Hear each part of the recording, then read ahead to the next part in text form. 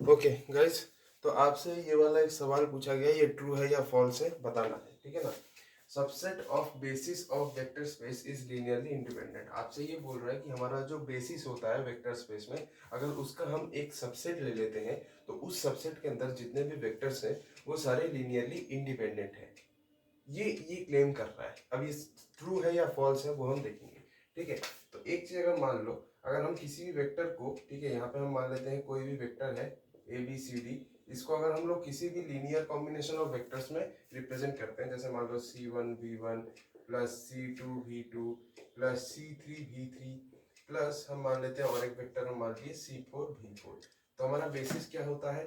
Basis क्या होता है? बेसिस होता है आपका V1 वेक्टर सबसे पहले, फिर दूसरा कौन सा बेसिस होगा? V2 वेक्टर, फिर तीसरा कौन सा बेसिस होगा? V3 वेक्टर, और चौथा बेसिस कौन सा होगा? V4 vector. ठीक है, सही बात है।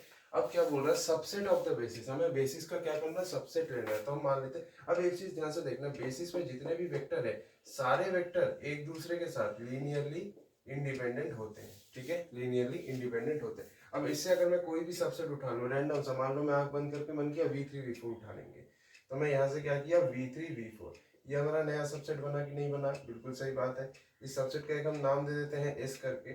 तो यहाँ पे जो दो सेट ऑफ वेक्टर है वो लीनियरली इंडिपेंडेंट होंगे या नहीं होंगे? सीधी सी बात है, होंगे। अगर ये सारे लीनियरली इंडिपेंडेंट है तो ये तो होना ही है, इन्होंने तो कोई गलती नहीं की है।